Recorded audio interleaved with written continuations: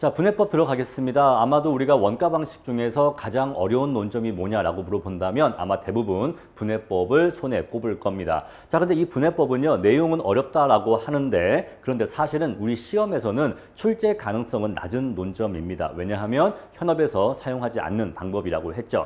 자, 그래서 수험생들은 딜레마에 빠집니다. 내용은 어려운데 내가 이걸 공부하려면 많은 시간과 에너지를 들여야 되는데 반면에 출제 가능성은 낮기 때문에 내가 이걸 열심히 해야 돼 말아야 돼라는 고민에 빠지게 되죠. 그러면 가장 좋은 해결책은 뭘까요? 자, 분해법이라고 하는 논점을 가장 적은 시간을 투입해서 해결을 하면 가장 효율적으로 이 문제를 처리할 수가 있겠죠. 자, 그런데 분해법이라고 하는 것을요, 작은 시간, 짧은 시간에 이해하기가 쉽지가 않습니다. 왜냐하면 시중에 있는 분해법에 대한 교재라든가 강의 내용들이 그렇게 간단하게 명확하게 서술되어 있지를 않아요. 그리고 그 내용도 정확하지 않은 경우가 많습니다. 자, 그래서 저는 이러한 고민들이 있어서 이번에 분해법 강의 준비를 할 때 좀 강의 준비가 오래 걸렸습니다. 많은 양의 자료를 분석해서 강의 준비를 했고요. 자, 그래서 제가 이번에 분해법 강의 준비를 하면서 주안점을 둔 게 뭐냐면 첫 번째가 바로 여러분들한테 이해를 시켜드리는 거였습니다. 자, 분해법이라는 이 방법의 논리 구조와 그리고 각각의 감가액을 산정하는 방법, 그것들이 담고 있는 원리에 대해서 이해를 시켜드리자라는 게 첫 번째 강의 목표고요. 다음에 두 번째는 정확한 내용을 알려드리자라는 것이 목표였었습니다. 자, 정확한 내용을 알려드리기 위해서 자, 물론 시중에 우리나라 시중에 출판되어 있는 여러 가지 수험서라든가 여러 가지 관련 문제에 대해서도 분석을 했지만 앤드 플러스 여기다가 AI 원문 내용도 같이 분석을 했습니다. 그래서 오늘 수업을 진행하다가 제가 중간중간에 AI 얘기를 할 거예요. 자, 어쨌거나 분해법이라고 하는 방법은 우리가 국내에 소개된 것이 바로 AI라는 미국의 부동산 협회 교재를 통해서 우리 국내에 소개가 된 것이기 때문에 결국 모든 분해법 내용의 원천, 출처는 AI 교과서 내용이 됩니다. 그런데 이 AI라고 하는 것이 이렇게 자세하게 또는 아주 수식적으로 설명되어 있지 않은 부분이 있어요. 따라서 우리 그러한 부분들은 결국 한국의 국내의 평가사님들이나 아니면 교수님들이 그 세부적인 내용을 조금 더 채워 넣은 부분이 있어서 근데 그것에 대해서 약간 무엇이 맞다 틀리다 논쟁이 있는 부분도 있습니다. 따라서 어떠한 부분에 있어서 논쟁이 있고 그 논쟁을 어떻게 해결하면 될지 가장 적은 분량으로 깔끔하게 정리를 해드리고자 합니다. 그래서 이번에 분해법 강의의 세 가지 목표는요. 첫 번째, 분해법의 내용을 여러분께 이해시켜 드린다. 단순하게 이렇게 외우시면 돼요가 아니라 그 암기 방법이 아니라 이러한 원리입니다라고 원리를 이해시켜 드릴 거고 다음에 두 번째, AI 원문 내용에 토대로 해서 강의 내용을 준비했기 때문에 가장 정확한 내용을 알려드릴 거고요. 또 여기에 대해서 세부적인 사항들에 대해서 논쟁이 있는데 또는 이견이 있는데 그러한 이견들은 각각 이러한 의미가 있고 이러한 이유가 있고 이것을 이렇게 정리하면 된다라고 해서 최소 분량으로 정리를 해 드릴 거예요. 따라서 여러분께 더 이상 헷갈리지 않고 분해법에 대해서 확실하게 이해를 시켜드리는 것이 이번 강의의 목표가 되겠습니다. 자, 강의를 진행하면서 자꾸 더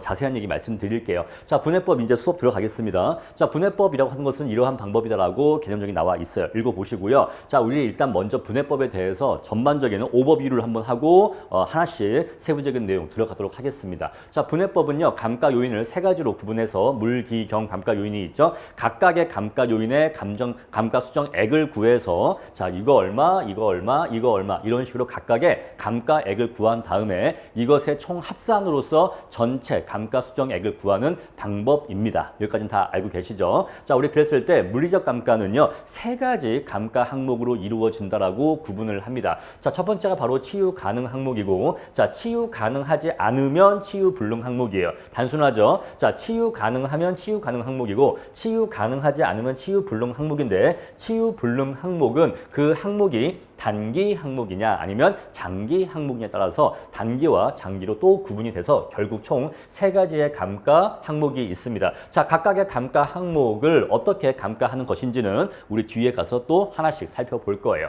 자, 다음에 두 번째, 기능적 감가가 있는데 기능적 감가는 크게 세 가지 원인에 의해서 기능적 결함이 생긴다고 봅니다. 첫 번째는요, 있어야 할 구성물이 없는 경우에 그것이 없기 때문에 발생하는 기능적 문제를 결핍이라고 해요. 자, 예를 예를 들어서 어떠한 건물에 엘리베이터가 없다라고 한다면 엘리베이터가 있는 건물에 비해서 이것이 없기 때문에 발생하는 기능적 결함으로 인한 가치 손실을 구하는 것이죠. 자, 첫 번째 바로 결핍이고요. 다음에 두 번째는 자, 엘리베이터가 있기는 있는데 너무 옛날 거 구식이야. 그래서 느리고 작고 너무나 낡았습니다. 자, 이렇게 현대적이지 않은 시설이 있기 때문에 이것을 현대적인 시설로 바꿔야 할 필요성이 있는데 자, 이처럼 자, 현대적이지 않은 시설물로 인해서 생기는 기능적 결함 문제를 대체의 문제라고 해요. 이해하시겠죠? 다음에 세 번째 과잉의 문제인데 자, 불필요하게 지나치게 과대하게 과잉으로 설치되어 있는 구성물이 있었을 때 그 구성물로 인한 비용의 증가나 가치의 하락이 발생할 수가 있어요. 자, 그로 인한 건물의 기능적 결함 문제를 과잉으로 인한 문제라고 합니다. 아시겠죠? 자, 하나씩 어떻게 구하는지는 우리 뒤에 가서 또 말씀을 드릴 건데 자, 기능적 감가를 우리가 구할 때에는 다른 감가 요인에서도 물론 고려를 할 필요가 있긴 하지만 특히 기능적 감가에서 중요한 문제가 바로 치유 가능 여부예요. 그러한 기능적 감가의 치유 가능 여부가 중요한 논점이 됩니다. 자, 치유 가능성은요, 크게 두 가지 판단 기준이 있어요. 첫 번째는요, 치유 비용하고 가치 증문의 크기를 비교하는 겁니다. 만약에 내가 치유 비용을 100을 씁니다. 자, 100만큼의 치유 비용을 쓰면 이 건물의 가치가 120만큼 올라갈 수 있다라고 해요. 그러면 이러한 치유는 해야 됩니까? 하면 안 됩니까? 하는 게 맞죠? 하는 게 맞습니다. 따라서 이러한 경우에는 치유 가능 항목이라고 해요. 아시겠죠? 자, 결핍이나 대체나 과잉. 자, 어떠한 문제가 있는데 이 문제 중에서 이 문제를 해결하는 비용이 100이에요. 근데 그 문제를 해결하면 건물의 가치가 120이 올라갑니다. 그럼 당연히 20이 이익이기 때문에 이러한 하자는 치유를 하는 게 맞는 거예요. 우리 그것을 치유 가능이라고 합니다. 다음에 두 번째는요. 자, 100의 치유 비용을 들였을 때 건물의 가치가 올라가는 건 아닌데 반대로 다른 부분의 가치 하락을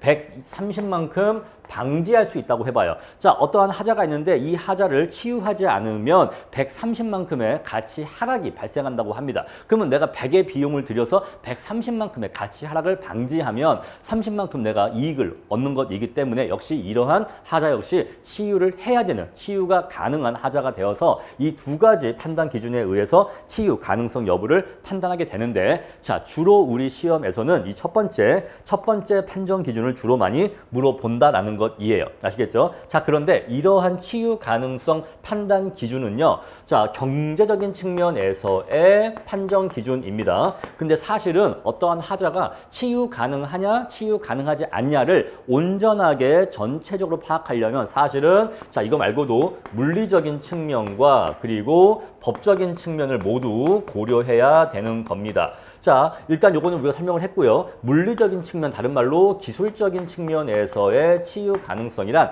그러한 치유의 하자가 기술적으로 또는 물리적으로 가능한 것이냐 하는 것이에요. 아시겠죠? 자, 예를 들어서 과잉 항목 중에서 어떤 건물이 있는데 이 건물이 이 정도 층고로 짓는 게 일반적이고 합리적인데 만약에 이 건물이 층고를 이렇게 높게 지었다고 할게요. 자, 이만큼 층고를 과잉으로 높게 지었다고 하겠습니다. 자, 근데 이렇게 건물의 층고가 높으면 물론 좋은 점도 있습니다. 사람이 좀 개방감도 있고 실내 공간이 넓어 보이는 효과가 있죠. 그런데 층고가 높아지면요. 냉난방비가 증가하게 됩니다. 또 조명도 더 많이 박아야 되기 때문에 조명비도 증가하게 돼요. 자, 이처럼 층고가 높으면 냉방비나 난방비의 비용이 더욱더 증가하게 되는데 그로 인한 가치 손실이 발생할 수가 있겠죠. 우리 이러한 문제를요. 과잉으로 인한 가치 하락이라고 얘기할 수가 있을 겁니다. 자, 그랬을 때 근데 이러한 층고를 해결하는 것은요. 층고를 낮추는 것은요. 기술적으로 물리적으로 해결 불가능한 하자입니다. 아시겠죠? 따라서 자, 어떠한 하자가 치유 가능하냐 가능하지 않냐라고 하는 것은 물리적으로도 그러한 치유의 하자가 가능하냐 가능하지 않냐도 우리가 따져볼 필요가 있고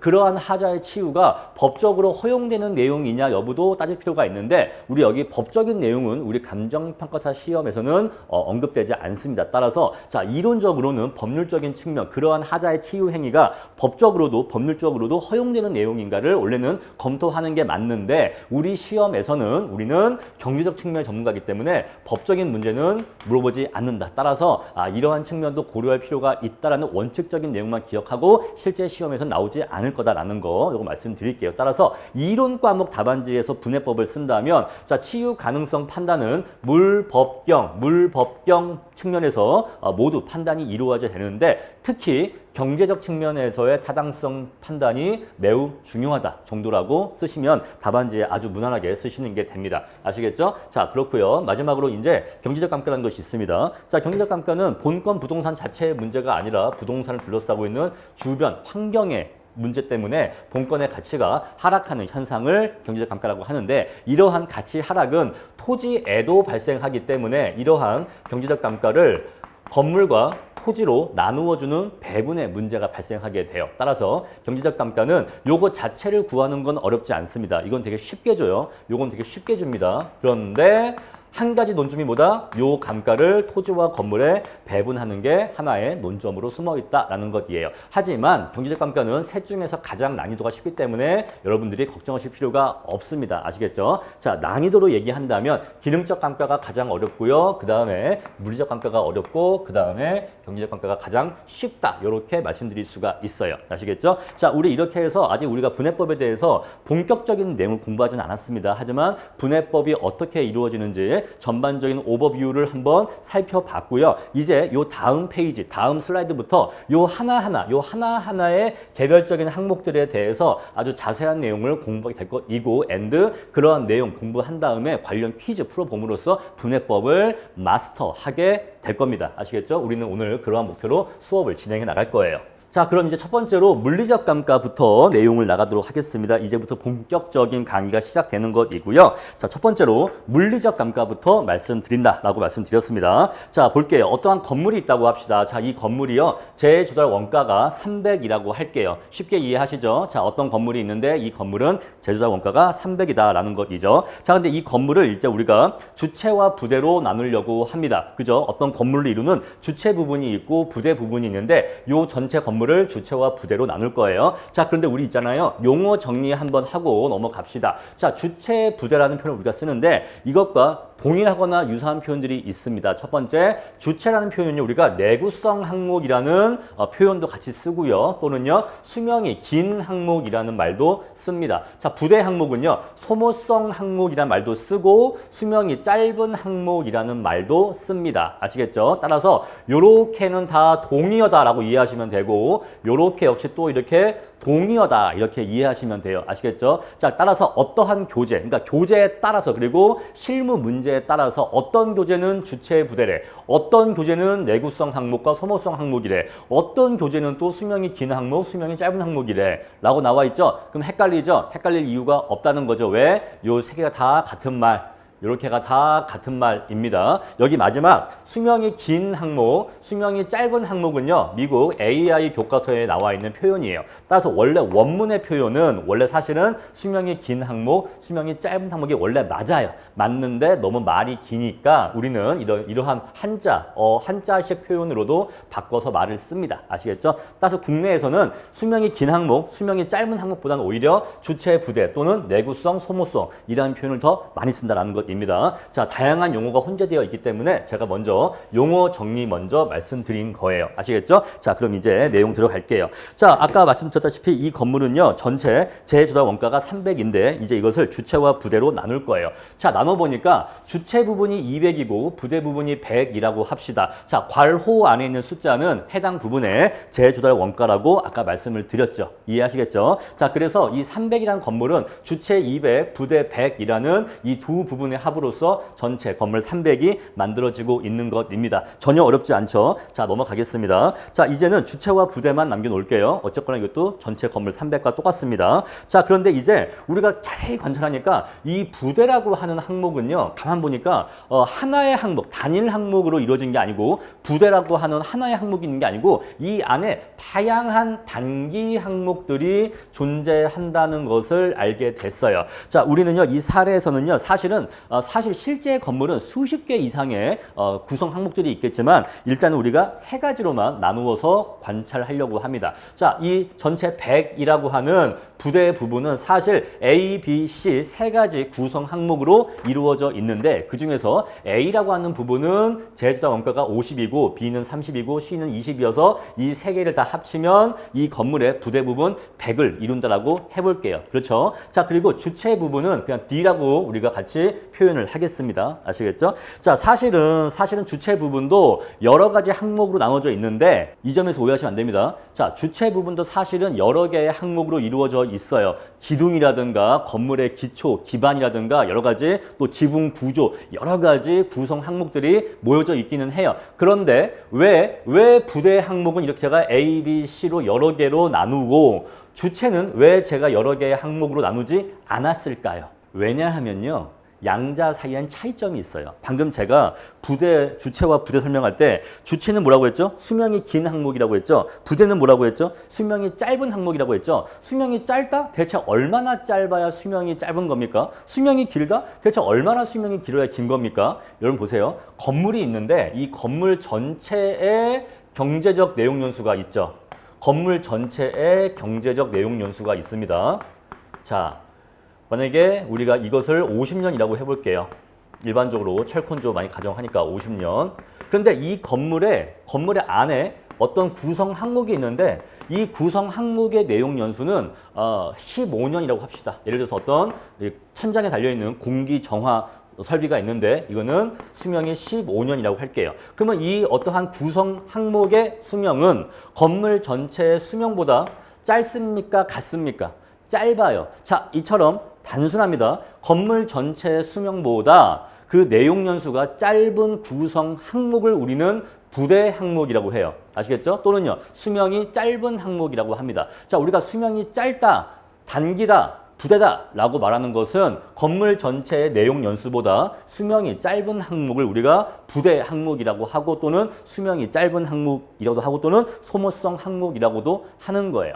아시겠죠? 오케이. 자, 그럼 반대로 자, 이 건물 전체 나머지 뭐였죠? 여기 기둥이라든가 뭐 바다, 또 지하 이런 시설 이런 것들은 건물 전체의 수명과 수명이 똑같다고 합니다. 우리 그러한 항목을 주체 항목이라고 해요. 건물 전체의 수명과 그 수명이 같은 항목을 주체 항목이라고 하고 수명이 긴 항목이라고도 하고 내구성 항목이라고도 합니다. 아시겠죠? 자, 따라서 우리가 건물의 구성 부분을 주체 부분과 부대로 나누었다. 이 말은 그 구성 항목의 수명이 건물 전체의 내용 연수보다 짧냐 같냐로 나눈다는 거예요. 그래서 부대 부분을 이루고 있는 여러 가지 항목들은 각각의 항목마다 내용 연수가 상이합니다. 자, 부대 부분을 이루고 있는 각각의 구성 항목들의 내용 연수를 우리는 영어에서는요, useful life라고 해요. 자, 어떠한 구성 항목의 내용 연수를 useful life라고 합니다. 건물 전체의 수명은요, economic life라고 하고요. 여기까지만 쓸게요. 그래서 어떠한 건물 전체가 아니라 건물을 구성하고 있는 한 구성 항목, 그 구성 항목의 내용 연수를 영어에서는 useful life라고 합니다. 아시겠죠? 자, 우리 이것을 그냥 사용 연한 정도라고 해석할 수가 있겠죠. 자, 그래서 이러한 구성 항목들은 각각의 구성 항목마다 어떤 건 수명이 15년, 어떤 건 수명이 10년, 어떤 건 수명이 20년 이런 식으로 각각의 구성 항목마다 수명이 달라요. 그렇기 때문에 각각의 구성 항목마다 감가액을 개별적으로 구해야 될 필요가 있는 겁니다. 그래서 부대 부분은 A, B, C로 제가 크게 세 가지로만 구분을 해 놓은 거예요. 그런데 주체 항목은요, 사실 주체 안에도 아까 말씀드렸죠, 바다, 기둥, 지붕 구조, 또는 지하, 어떤 기반 시설 이런 식으로 이러한 여러 가지 구성 부분이 있지만 이것들은 모두 공통적으로 내용 연수가 건물 전체의 내용 연수와 동일합니다. 아시겠죠? 자, 주체 부분도 여러 개의 구성 항목이 있지만 주체 부분은 각각의 구성 항목으로 나누지 않는다. 왜 나누지 않는다? 바로 그 여러 가지 것들의 모든 것들의 내용 연수가 건물 전체의 경제적 내용 연수와 동일하기 때문에 그냥 한 번에 다 같이 감가를 해도 된다는 거예요. 아시겠죠? 자, 만약에 얘는 내용 연수가 15년이야. 얘는 내용 연수가 20년이야. 얘는 내용 연수가 10년입니다. 이런 경우에는 각각의 감가를 해줘야 돼. 각각의 감가를 이렇게 해줘야 해서 얼마 부원되면 다 합해야겠죠? 근데 여기는요, 사실 이 안에 뭐 라 여러 개의 항목들이 있지만 이것들이 다 수명이 똑같이 50년이야 라고 한다면 그냥 한 번에 경관연수 곱해서 감가액을 한 번에 구할 수 있기 때문에 주체 부분은 각 구성 항목별로 나누지 않습니다. 아시겠죠? 왜 주체 부분은 각 구성 항목을 나누지 않는지, 부대는 왜 나누는지 말씀드렸어요. 내용 연수가 각각 다르냐 똑같냐 그 차이 때문입니다. 여기까지 충분히 이해하셨을 거예요. 자, 그래서 부대 부분은 건물 전체의 내용 연수보다는 수명이 짧습니다. 아시겠죠? 자, 우리 이랬을 때 이제 하나씩 물리적 감가를 해볼 거예요. 자, 아까 말씀드린 것처럼 물리적 감가는 크게 세 가지로 이루어져 있다고 말씀을 드렸죠. 자, AI에서는요, 물리적 감가를 치유 가능 항목과 치유 불가능 단기 항목, 치유 불가능 장기 항목 이 세 가지로 나눈다고 했습니다. 자, 우리 이 건물에서 가상적인 상황을 가정해서 이 세 가지 물리적 감가액을 구해 볼 거예요. 아시겠죠? 자, 첫 번째 항목입니다. 자, 여기 C라는 항목은요, 얘는 사실 창문이에요. 창문인데 이 창문이 깨졌대. 여러분, 창문이 깨지면 즉시 수리를 해야 됩니까? 네, 즉시 수리를 해야 되는 항목이에요. 그래서 우리 이러한 항목을 치유 가능 항목이라고 합니다. 아시겠죠? 자, 그런데 문제가 뭐냐면 이 창문에 이 건물을 지을 때 이 창문에 대한 재조달 원가가 20이라고 할게요. 자, 건물을 처음 지을 때 들어간 이 창문에 대한 재조달 원가가 20입니다. 그런데 깨진 창문을 교체하는 비용은 25가 들어간다고 해요. 그러면 감가액으로서 이 치유 가능 감가액 자리에 20이 와야 됩니까? 25가 와야 됩니까? 정답은요, 25가 와야 됩니다. 정답은 25가 와야 돼요. 자, 왜 최초의 건물을 설치할 때보다 왜 지금 깨진 창문을 수리하는 게, 교체하는 게 돈이 더 많이 들어가냐라고 한다면, 자, 최초의 건물을 지을 때는요, 창문을 설치만 하면 돼요. 설치만 하면 됩니다. 그런데 깨진 창문을 교체하는 거는요, 기존의 시설을 제거해야 돼. 기존의 시설을 제거한 다음에 그 다음에 설치를 해야 되거든요. 그래서 일반적으로 수리비가 그 구성 항목의 최초 설치비보다 더 많이 되는 게 일반적입니다. 아시겠죠? 자, 그래서 만약에 어떠한 항목의 재조달 원가가 20인데 자, 그것의 수리비가 25다라고 한다면 요 수리비가 그대로 감가로 와야 된다 이 얘기예요. 자, 어떤 창문이 깨졌어. 근데 이거 그럼 수리 안 할 겁니까? 수리해야 되는 겁니다. 창문 없으면요, 뭐 냉난방도 안 되고 밤에 보안상 문제도 생겨요. 따라서 창문이 깨졌다? 무조건 지금 수리해야 돼요. 근데 수리비가 25래. 어쩔 수가 없죠. 수리비가 25면 25를 다 감가액으로 인정을 해야 됩니다. 왜 더 비싼 거예요? 자, 최초에는 설치만 했지만 이제는 있던 거 깨진 유리창을 제거하고 다시 설치해야 되니까 일반적으로 수리비가 더 높게 나오는 거예요. 아시겠죠? 자, 우리 그래서 이렇게 즉시 수리를 요하는 항목. 자, 우리 치유 가능 항목은요, 이렇게 또 정의할 수가 있어요. 즉시 수리를 요하는 항목. 이라고도 얘기할 수가 있습니다. 실제로 AI가 그렇게 표현하고 있어요. 즉시 수리를 요하는 항목을 우리는 치유 가능 항목이라고 부릅니다. 첫 번째 하나 해결됐죠? 다음에 두 번째 볼게요. 자, B라는 항목은요, 자, 공기 정화 설비인데 전체 내용 연수가 15년이라고 합니다. 그런데 그 중에서 지금 5년이 경과된 상태라고 해요. 자, 지금 보면요, 자, 이 B라는 항목은 재조달 원가가 30인데 전체 수명은 15년입니다. 근데 그 중에 5년 경과했대. 여러분 보세요. 그러면 이러한 공기 정화 설비는 지금 즉시 수리해야 됩니까? 아니죠. 왜? 아직 10년이 남았잖아요. 아직 10년 더 쓸 수 있잖아요. 그죠? 따라서 이 공기 정화 설비가 새 거는 아니야. 5년어치 노후되긴 했죠. 낡긴 했죠. 하지만 앞으로 10년간 더 쓸 수 있기 때문에 지금 당장 수리를 요하는 항목은 아닌 겁니다. 그래서 이것은 치유 가능 항목이 아닌 거예요. 왜? 치유 가능 항목이라는 것은 즉시 수리를 요하는 항목을 의미하는데 이 공기 정화 설비는 앞으로 10년간 더 쓸 수 있기 때문에 즉시 수리를 요하는 항목이 아니란 말입니다. 따라서 자, 이 세 개 중에서 즉시 수리를 요하는 항목이 아니면 얘 아니면 얘거든요. 그죠? 얘는 아니니까. 그럼 얘 아니면 얘인데 공기 정화 설비는 수명이 건물 전체의 수명도 짧기 때문에 얘는 단기 설비니까 당연히 얘는 여기에 와야겠죠. 치유 불가능 와야 됩니다. 얼마나 와야 될까요? 얘가 노후된 것만큼 30 중에서 15 중에서 5만큼 노후된 것만큼 감가액 이 자리에 와줘야 돼요. 자, 그리고 또 보니까 A 항목이 있는데 A 항목은 지붕 포장이라고 합니다. 자, 이 구성 항목은 전체 수명이 25년이라고 해요. 지붕 포장의 useful life가 25년이라고 합니다. 그 중에서 20년이 경과한 상태래요.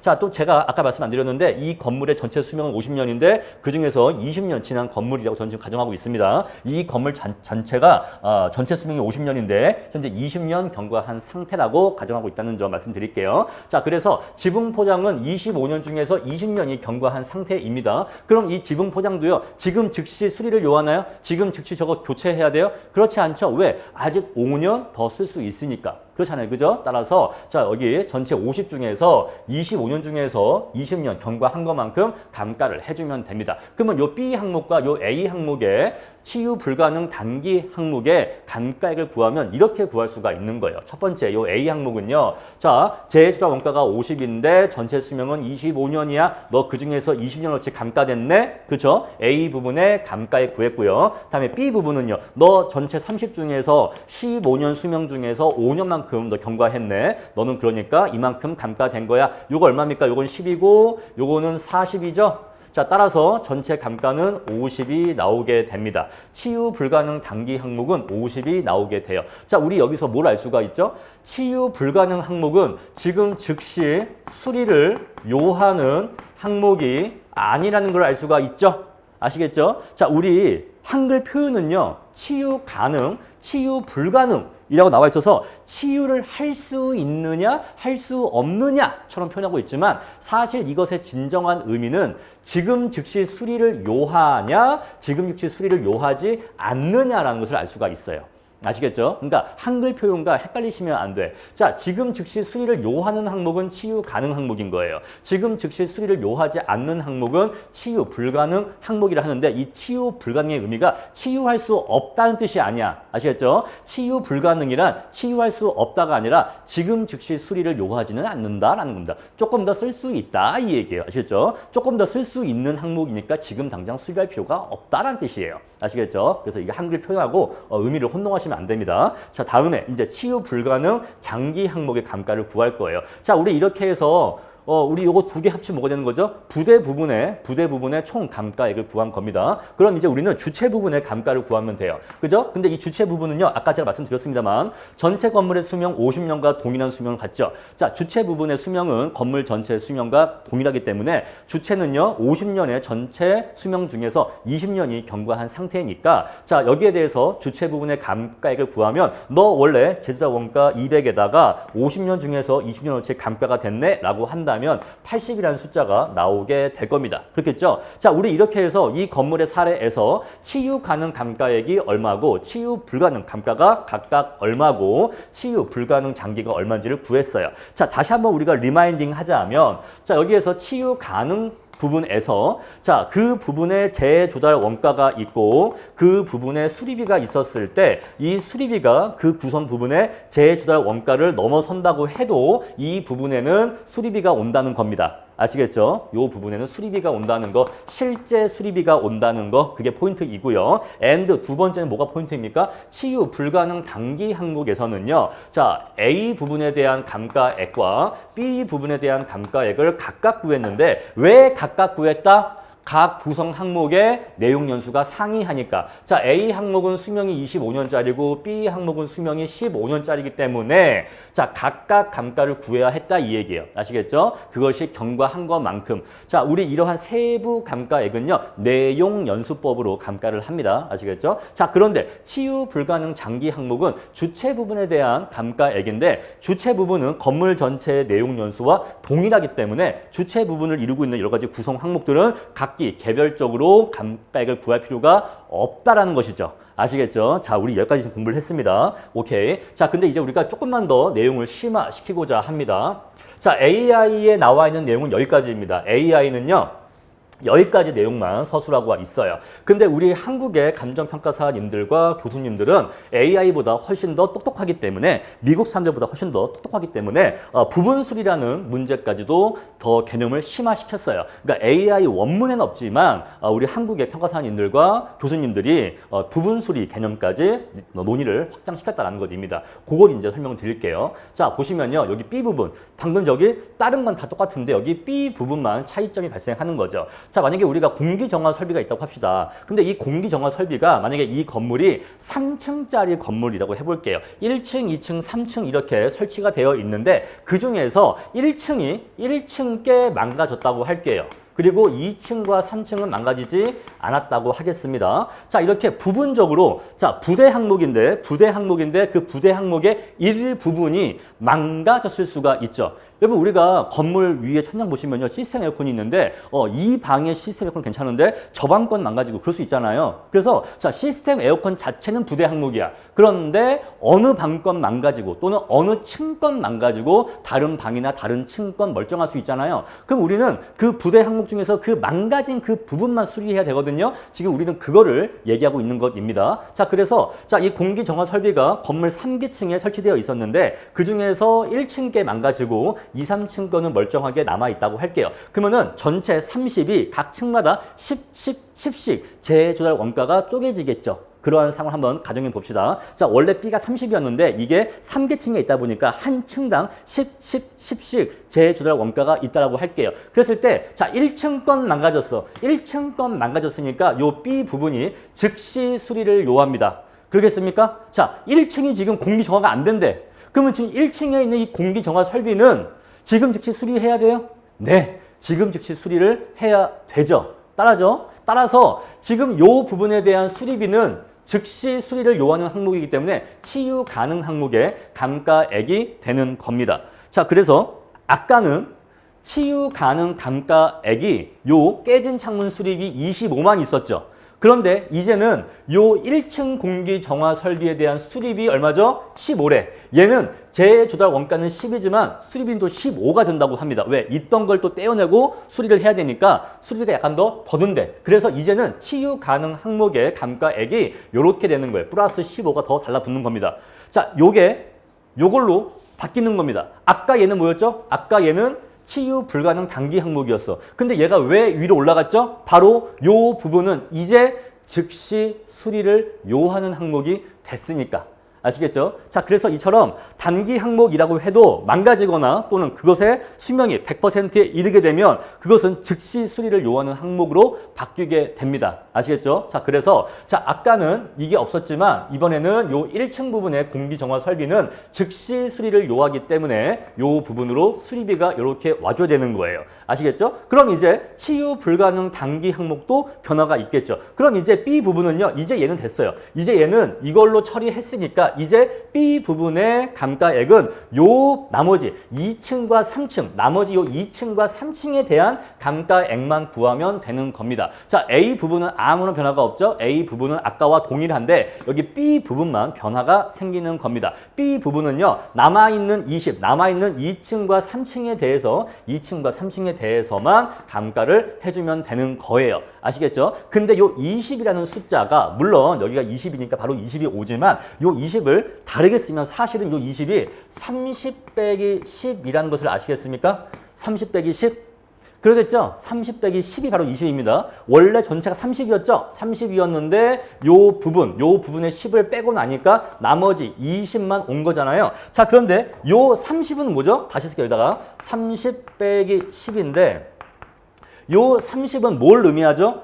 B 부분의 재조달 원가를 의미하죠. 단기 항목인 B 부분의 재조달 원가를 의미합니다. 그렇습니다. 근데 그럼 요 10은 뭘까요? 요 10은 B 부분 내에서 치유 가능 항목의 재조달 원가를 의미한다는 거예요. 이해하시겠죠? 그래서 사실은 요 20이라고 하는 것은요. B라는 구성 항목의 전체 재조달 원가에서 그중에서 치유 가능 부분에 대한 재조달 원가를 차감한 거란 걸 알 수가 있다 이 얘기예요. 아시겠죠? 자, 그래서 요 20이 이러한 로직에 의해서 도출되었다는 걸 알 수가 있고 제가 이 말씀을 지금 드리는 이유는 이따가 우리가 살펴볼 교재 138페이지 상단 보시면은 치유 불가능 감가에서 자, 주체 재조달 원가 빼기 치유 가능 치유 비용 그다음에 동그라미 2번 부대 부분의 재조달 원가 빼기 치유 비용 나와 있죠. 요 수식을 이따가 설명드릴 때 말씀드리려고 제가 일부러 미리 지금 말씀을 드린 겁니다. 아시겠죠? 자, 그래서 요 20이 나온 원리가 30에서 10을 뺀 원리인데 30은 원래 이러한 의미이고 10은 원래 이러한 의미다라는 것을 말씀드린 거예요. 자, 우리 이렇게 해서 물리적 감가를 마스터한 겁니다. 자, 지금 요거를 이해할 때 핵심적인 아이디어가 뭐냐면 일단 건물을 주체 부분과 부대 부분으로 나눈다는 것이고 부대 부분은 각각 내용 연수가 상이한 여러 개의 구성 항목으로 이루어져 있기 때문에 자, 이것들의 물리적 감가액을 구하려면 각각 구성 항목마다의 감가액을 구해서 이것의 합계로서 전체 감가액을 구해야 한다는 것입니다. 그리고요, 자, 어떤 부분에 재조달 원가와 그것에 대한 수리비가 있었을 때 수리비가 더 과다하더라도 그 수리비액으로서 치유 가능 비용을 산정해야 한다는 것이고, 자, 만약에 어떠한 구성 항목의 일부분이 파손되어서 일부분에 대한 수리가 이루어지게 되면 그 일부분에 대한 수리비는 치유 가능 비용으로 처리를 해주고, 이거를 뺀 나머지 부분에 대해서 나머지 항목에 대해서만 나머지 감가를 해주면 된다라는 것입니다. 아시겠죠? 자, 우리 여기에서 한 가지만 더 개념을 확실하게 더 합시다. 아까 제가 이미 말씀드렸지만 치유 가능하다의 의미와 치유 불가능하다의 의미는 어떠한 차이라고요? 치유를 할 수 있다 없다의 차이라고요? 아니라고 했죠. 뭐라고 했죠? 즉시 수리를 요하냐, 즉시 수리를 요하지 않냐의 차이라고 했죠. 그죠? 아까 공기정화 설비가 이렇게 있었을 때는 아까의 케이스에서는 5년어치 낡았지만 여전히 쓸 수 있었기 때문에 지금 당장 수리할 필요는 없었습니다. 물론 10년이 지나면 이제도 15년이 꽉 채워지게 되면 그때는 걔도 이제 즉시 수리를 요하는 항목이 되는 거예요.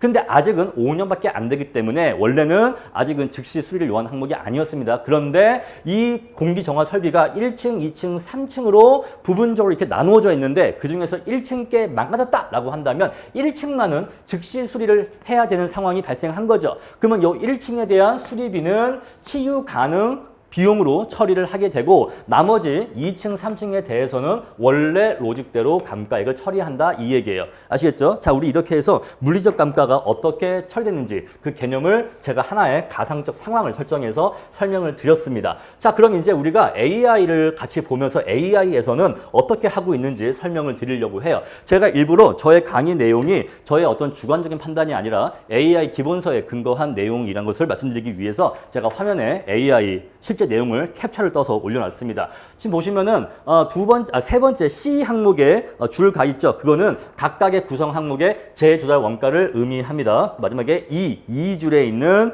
줄은요. 그것은 각각의 감가액을 의미합니다. 자, 보시면요. 맨 첫 번째 큐어러블이라고 해서 그 치유 가능 항목이 나와 있죠. 치유 가능 항목은 수리비가 5천 들어간다라고 나와 있습니다. 다음에 두 번째 루프 커버라고 해서 뭐 지붕 커버가 원래는 6만 달러짜리인데 수명이 이것의 수명 중에서 4분의 1이 경과했고 4분의 3이 남았으니까 6만 달러 중에서 4분의 1은 15,000이니까 지붕 커버는 15,000만큼 감가하면 된다라는 것이에요. 자, HVAC는요. 공기 정화 설비를 얘기하는데 그것은 원래 72,000달러짜리 구성 항목인데 그것의 수명이 83. 몇 프로가 경과했으니까 거기에 해당하는 6만 달러어치 감가 수정을 했다라는 것이고, 자, 데코레이팅은 장식인데 장식은 원래 1만 달러짜리인데 이것은 최근에 그러니까 AI 사례에 의하면 최근에 장식을 새로 했기 때문에 이 부분은 감가가 없다라는 거예요.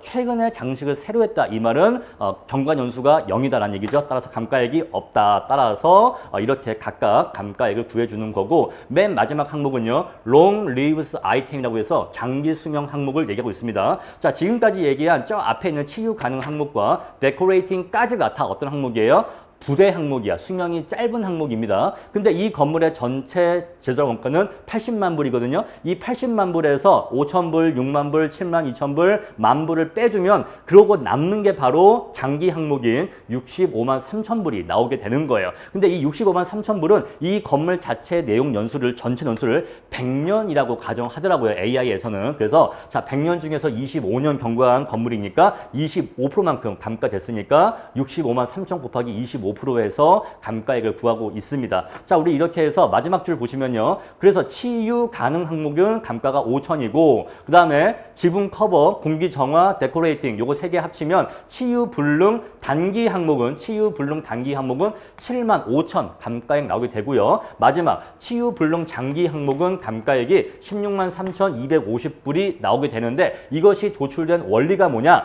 건물 전체의 재조달 원가, 건물 전체의 재조달 원가에서 뭐를 뺐죠? 부대 부분의 재조달 원가를 빼고 나니까 나머지가 얼마죠? 65만 3천이라고 하는 자 이게 뭐라고요? 바로 주체 부분의 재조달 원가를 구한 다음에 여기에다가 경과년수 곱해주니까 감가액이 나오게 돼요. 이렇게 해서 얘와 얘의 얘 세 가지 합계액으로 물리적 감가를 구하고 있다라는 것을 한 번 더 확인할 수가 있어요. 자, 내용 이해하시겠죠? 자, 우리 그래서 물리적 감가는 첫 번째 치유 가능 항목은 자, 즉시 수리를 요하는 항목에 수리비로서 산정하면 된다라는 것이고 다음에 치유 불능 단기 항목은 자, 이것이 아닌 나머지 단기 항목에 대해서 각각의 구성 항목마다 감가액을 구해줘서 더하면 된다라는 것이고 치유 불능 장기 항목은 주체 부분 또는 장기 부분의 장기 항목의 재조달 원가를 내용 연수만큼 감가해주면 된다라는 것이에요. 전혀 어려운 내용이 아닙니다. 자, 우리 이렇게 해서 물리적 감가를 어떻게 구하는지 하나씩 다 살펴보았고 이제 우리 교과서 내용 잠깐 살펴보면서 교과서 내용을 조금 설명드리려고 합니다. 자, 교재 볼게요. 먼저 치유 가능 감가 나와 있습니다. 자, 치유 가능 감가란 기준 시점 현재 즉각적인 수리가 필요한 항목에 적용된다. 여기 나와 있죠? 즉각적인 수리가 필요한 항목에 적용되고요. 건물의 정상적인 기능을 계속하기 위해서는 반드시 교체되거나 수리해야 하는 항목이다. 이것은 교체 실비로 계산된다. 이 말은 수리비액 그대로 감가액이 계산된다는 거죠. 아시겠죠? 다만 이 경우 치유 불가능 감가 시에 이중 감가의 가능성이 존재하기 때문에 자, 여기에서 수리비로서 감가를 했는데 이 항목을 공제하지 않고 그대로 치유 불능 단기 항목의 감가를 또 구하는 경우에는 이중 감가, 한 번 했던 감가를 또 감가하는 문제가 발생하기 때문에 재조달 원가의 범위 내 치유 비용은 요건 이따가 말씀드리고 자, 이러한 여기서 이미 처리한 치유 비용은 자, 치유 불가능 감가 산정 시 재조달 원가에서 이를 공제하여야 이중 감가의 문제를 해결할 수 있다는 것입니다. 자, 근데 지금 여기에서 요 내용하고 요 내용 두 가지를 다시 앞에 슬라이드와 함께 다시 말씀을 드릴게요. 자, 아까 우리가 공부했던 슬라이드 다시 돌아왔습니다. 자, 우리 아까 요 부분 있잖아요. 그죠? 요 부분하고 요 부분, 요 두 가지 항목이 치유 가능 항목인데 자, 그래서 수리비로서 치유 가능 감가에 구한다는 건 이미 우리가 확실히 공부를 했어요. 자, 근데 우리가 이중 감가를 방지해야 한다고 합니다. 무슨 소린가 하니 요 부분은 15의 수리비를 들여서 이 감가 문제를 해결했다고요. 그죠? 감가 문제를 해결했어. 따라서 B 부분에 이제 감가액을 구할 때에는 얘가 지금 B 부분의 감가액이죠? B 부분의 감가액을 구할 때에는 여기에서 이미 B 부분 1층 부분에 대한 감가는 이미 여기에서 해결을 했단 말입니다. B 부분 중에서 1층 부분은 이미 여기서 감가를 처리했어. 그러니까 이중 감가를 하지 않으려면 이제 여기서는 2층과 3층에 대한 부분만 감가액을 처리해 줘야 된다 이 얘기예요. 그렇지 않고 요 B 부분이라고 해서 B는 1, 2, 3층이지 라고 여기서 1층을 또 포함시켜버리고 1층을 포함시킨 채로 또 감가해버리면 이미 한번 했던 감가를 또 감가해버리는 이중감가 문제가 생긴다 이 얘기예요. 따라서 이런 이중감가 문제를 생기지 않게 하려면 어떻게 해야 된다? 자, 여기서 1층 부분에 대한 감가를 처리했으면 요 부분에서는 1층 부분이 아닌 나머지 2층과 3층 부분에 대해서만 감가를 해줘야 되죠. 그래서 우리가 여기서 20이 나온 건데 요 20이 제가 어떻게 나왔다고 했죠? 요 20은요 30 빼기 10을 해서 나왔다라고 했습니다. 그렇죠? 근데 여기서 30은요 다시 한번 얘기합니다. 30은 뭐였죠? 원래 B라는 부분의 전체 재조달 원가였죠. B라는 부분의 전체 재조달 원가였습니다. 요거 이해하시죠? 그죠? 원래 B는 30이었어요. 그런데 이미 수리를 한 부분이 뭐예요? 바로 저 1층 부분의 B10이야. 그렇죠? 여기서 1층 부분, 여기 1층, B 중에서 1층 부분의 재조달 원가인 10을 차감해줘서 이제 우리가 나머지 부분에 대해서 감가를 할 때에는 2층, 3층에 대해서만 요 20에 대해서만 감가를 해줘야지만 요 1층을 이때 한번 감가하고 이때 또 감가하는 이중 감가가 생기지 않는다는 거예요. 아시겠죠? 자, 이중 감가가 뭔지 왜 생길 수 있는지 말씀드렸습니다. 그래서 그걸 방지하기 위해서 여기서는 1층이 빠져야 돼요. 1층이 빠지고 2, 3층에 대한 재조달 원가만 와야 됩니다. 아시겠죠? 자, 그런데 우리는요 이제 잘 보세요. 우리가 지금 이 구하는 거는요. 요 2, 3층, 요 2, 3층 부분에 대한 감가액을 구할 거란 말이에요. 그런데 아까 요 1층 부분이 수리비가 15였단 말이에요. 자, 1층 부분이 뭐라고 했죠? 1층 부분이 재조달 원가는 10인데 수리비는 15가 나왔습니다.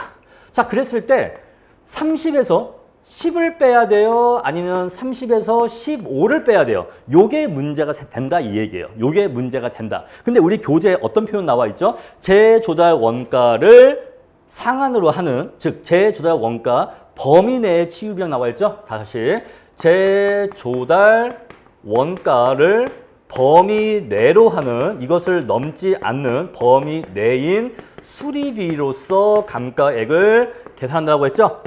여기서 이만큼을 공제해줘야 한다고 했죠? 요 부분에서. 자, 요 부분은 뭐라고요? 재조달 원가 범위 내의 수리비래. 자, 보세요, 여러분. 요 1층은요, 요 1층 부분은 재조달 원가가 10이야. 근데 수리비는 15입니다. 근데 재조달 원가를 넘지 않는 수리비니까 결국 이 자리는요, 10이 와야 돼. 아시겠죠? 10이 와야 되는 겁니다. 만약에 수리비가 15가 아니라 8이다? 라고 한다면, 그러면 그냥 이 자리에 8이 오면 돼. 됩니다. 그런데 만약에 수리비가 재조달 원가를 넘는 경우에는, 자, 재조달 원가를 상한으로 하니까 그냥 이 자리에 10이 와야 된다는 거예요. 자, 이러한 차이가 왜 생기는지를 말씀드릴게요. 물론 실제 문제는 되게 단순하게 나올 수 있는데 원리를 이해시키려고 합니다. 사실은 이게 어려우면 그냥 넘어가셔도 됩니다. 근데 일단은 설명을 드릴 거예요. 아시겠죠? 일단 들어보시고 이해가 되면 다행이고, 만약에 이해가 잘 안 된다라고 하면 아, 그냥 그런가 보다 하고 넘어가시면 돼요. 아시겠죠? 왜냐하면 여기에 대한 내용은 너무나 디테일하기 때문에 아마 여러분들이 풀어보시는 시중분해법 문제에서 아마 이 부분을 다루는 문제가 거의 없을 겁니다. 아시겠죠? 그래서 그냥 그런가 보다 하고 정도 이해만 하고 넘어가시면 돼요. 어쨌거나 저는 조금만 더 설명을 더 드릴게요. 자, 이게 수리비가 15일 때랑 8일 때 두 가지 경우를 나누어서 각각 한번 얘기를 해볼게요.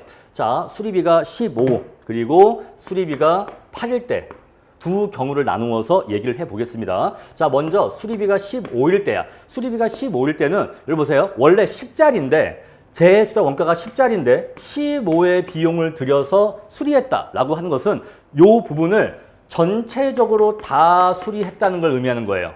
그러겠죠? 원래 10짜리인데 15를 들여 수리했다? 이거는 저 1층 부분을 전체적으로 다 수리했다. 1층 부분은. 요 1층 부분만큼은 다 올 수리했다라고 얘기할 수가 있는 거예요. 따라서 전체 수리했기 때문에 이제 요 1층은 제외하고 나머지 2층에 대해서만 2층, 3층에 대해서만 감가를 해주면 되는 겁니다. 그런데 2층, 3층에 대한 재조달 원가는 20이기 때문에 전체 30 중에서 1층을 빼고 나면 2층, 3층에 대한 재조달 원가는 20만큼을 인정해 주는 게 맞아요. 만약에 그렇지 않고 수리비가 15라고 해서 15를 다 인정해주면 B 부분에, 여기 2층, 3층 부분에 재조달 원가가 20이 아니라 15로, 20에서 15로 5만큼 작아지는 결과가 발생하는데 이건 문제가 있는 거예요. 왜? B하고, 그러니까 2층하고 3층 부분은 재조달 원가의 범위 내에서 감가가 이루어지면 되는데 1층 부분의 수리비 때문에 자신들의 재조달 원가가 작아지는 일이 발생하거든요. 그럼 이거 문제가 있는 겁니다. 따라서 야, 1층은 이걸로 해결됐잖아.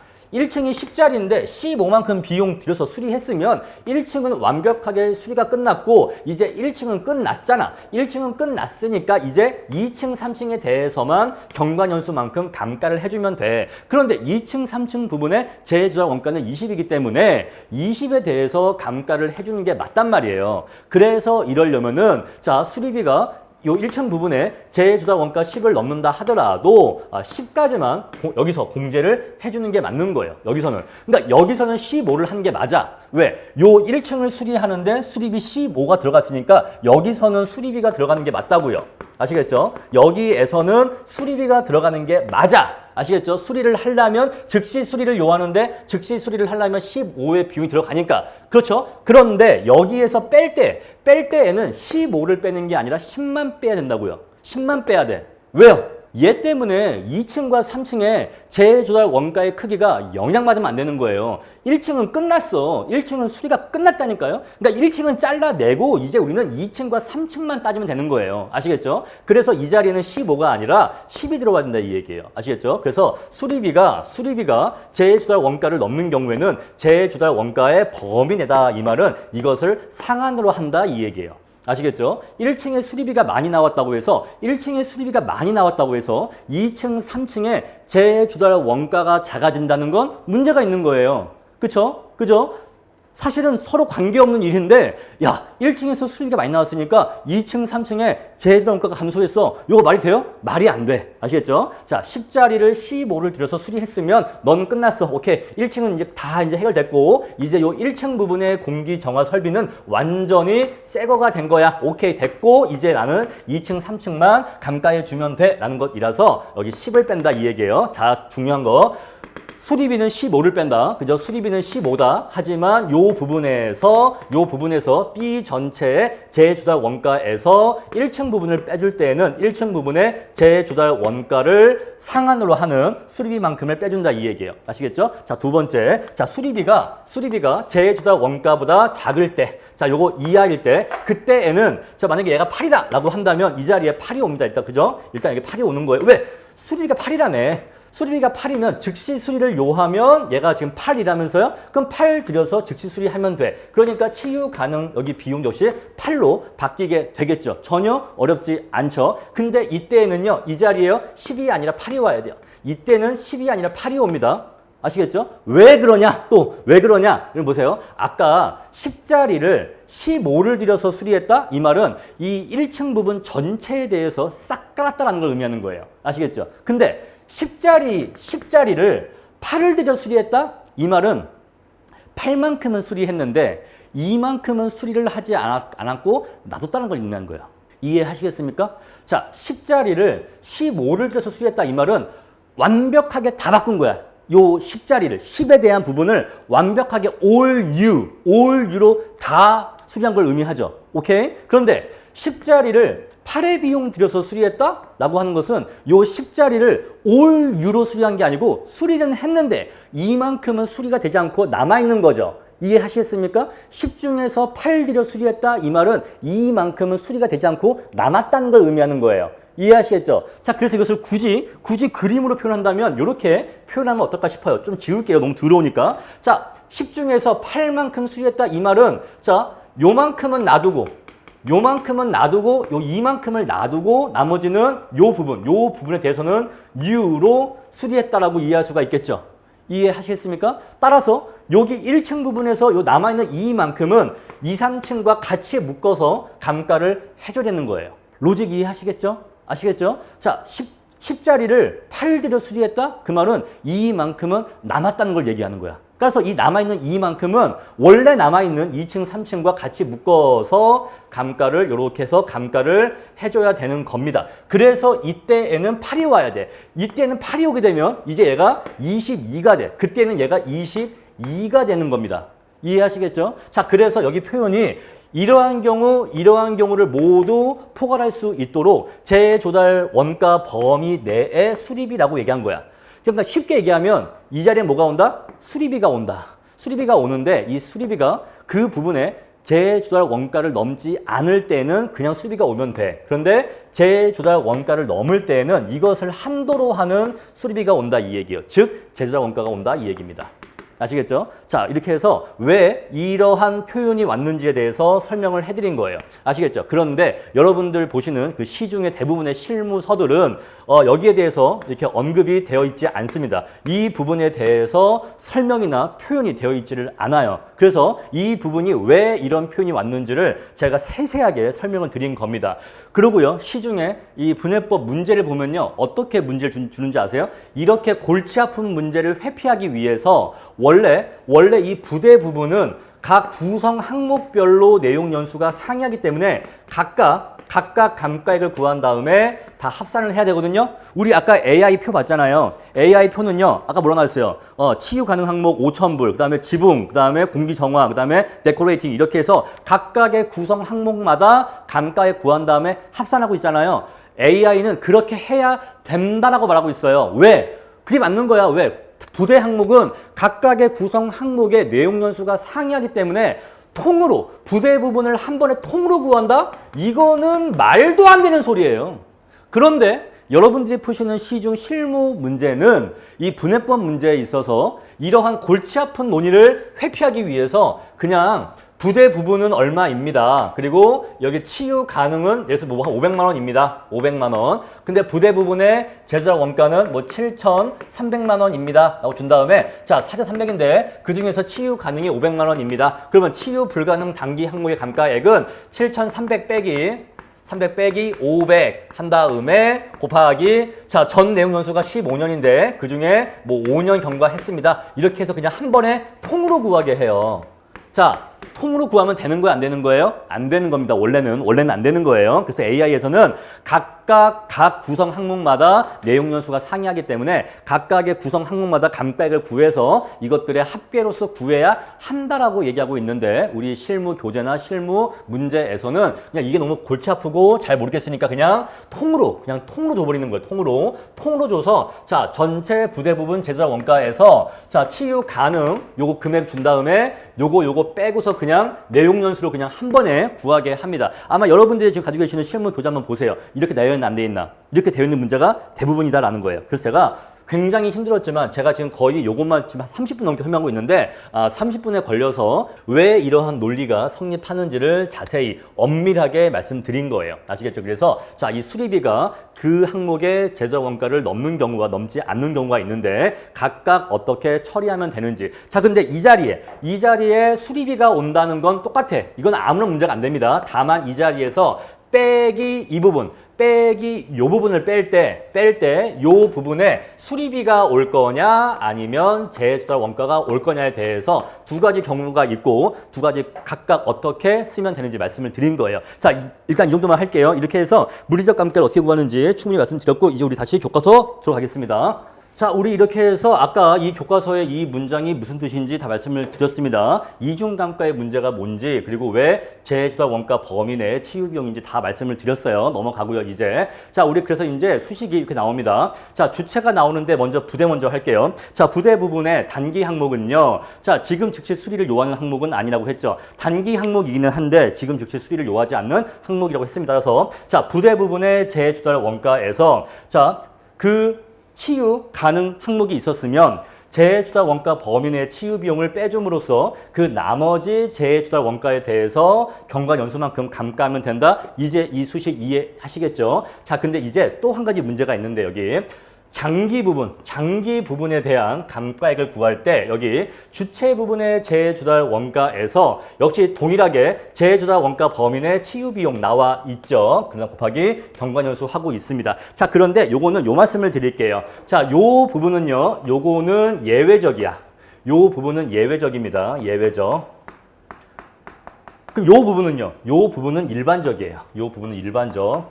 따라서 자, 치유 불가능한 단기 항목의 물리적 감가액을 구할 때에는 요 산식에서 요 부분을 고려해 주는 게 일반적으로 당연히 와요. 당연히 항상 이 부분이 와. 아시겠죠? 그런데 장기 부분에 있어서 감가액을 구할 때 요 항목은요. 원칙적으로는 없는 게 원칙적이야. 대부분 없어. 대부분 없는데 아주 예외적으로 이 항목이 여기에 오는 경우가 있습니다. 아시겠죠? 따라서 요 항목은 이렇게 괄호 쳐놓으시고 예외적이라고 하세요. 자, 이 예외란 무엇이냐? 원래 우리가 원칙적으로 치유 가능 항목이 있고 그 다음에 치유 불능인데 단기가 있고 그 다음에 치유 불능인데 장기 항목이 있는 거죠. 그렇죠. 자, 원래는 요 치유 가능 항목은요. AI에 보면 어떻게 나와 있냐면 상대적으로 사소한 주로 앞에 또 주로가 있는데 주로 상대적으로 사소한 부분에 대한 수리비를 의미한다라고 나와 있어요.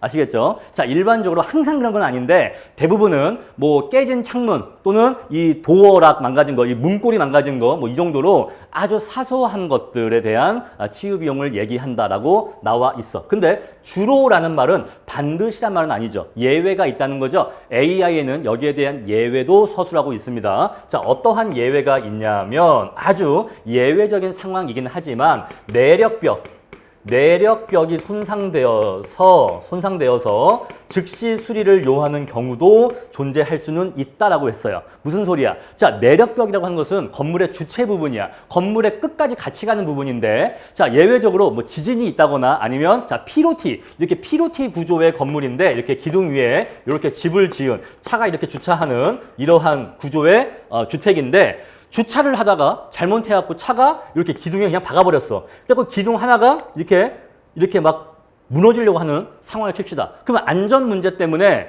이 피로티 기둥을 즉시 보수공사를 해야겠죠? 이러한 경우는 일반적이에요, 예외적이에요? 예외적인 경우야. 그렇죠? 자, 예외적으로 주체 항목인데 예외적으로 파손이 발생해서 즉시 수리를 요하는 경우가 있겠죠? 그죠? 그때에는 요 치유 가능 항목에 장기 항목이지만 이 부분을 수리하는 수리비가 이 부분에 이렇게 올라갈 수가 있는 거예요. 아시겠죠? 일반적으로는 요 자리에 즉시 수리를 요하는 상대적으로 사소한 부분, 단기 항목에 대한 수리비가 올라오는 건데 예외적으로 이러한 상황이 발생하게 되면 자, 요 자리에 장기 항목에 대한 수리비가 요 자리에 계상될 수 있는 겁니다. 이해하시겠죠? 그래 버리면 요 부분에서 재조달 원가를 구할 때 요 부분에 대한 건 빼겠죠. 같은 논리로 요 부분에 대한 그 액은 빼주고 나머지 부분에 대한 재조달 원가만을 구해서 감가를 해줘야겠죠. 만약에 그냥 말도 안 되는 사례입니다만 그냥 이해를 위해서 요 사례에서 자, 이 건물에 피로티 기둥이 4개가 있다고 해볼게요. 이렇게 4개의 피로티 기둥이 있다고 해보겠습니다. 자, 이 중에서 하나가 파손됐어. 하나가 차가 박아갖고 하나가 금갔어. 흔들려. 요거 하나를 교체해야 돼. 그럼 하나를 교체했다라고 한다면 요거 교체하는 비용이 여기에 들어와야 된다는 거죠. 그러면요. 여기서는요. 이 나머지 3 부분에 대한 것만 와서 요 기둥 3개에 대한 재조달 원가만 온 다음에 여기에 대해서 감가를 해줘야 된다라고 개념적으로만 이해하시면 됩니다. 이해하시겠죠? 그래서 요 항목은요, 일반적인 항목이 아니라 예외적인 경우다라고 정리하시면 되겠습니다. 그래서 일반적으로는 그냥 전체 주체 부분에 대해서 경과 연수만큼 감가를 한다만 기억하셔도 문제 푸는데 아무런 지장이 없어. 왜냐하면 이러한 경우는 시험에 실제로 나오지는 않을 테니까. 아시겠죠? 자, 우리 이렇게 해서요, 물리적 감가 완벽하게 마스터했습니다. 물리적 감가 한 가지 설명하는데 순수하게 거의 한 35분은 쓴 것 같아요. 그래서 충분하게 말씀드렸으니까 이 이상 자세히 말씀드릴 수도 없습니다. 여러분들, 제가 지금 설명드리는 원리에 대해서 이해를 하셔야 되는 겁니다. 자, 잠깐 쉬었다가 기능적 감가 넘어가도록 할게요.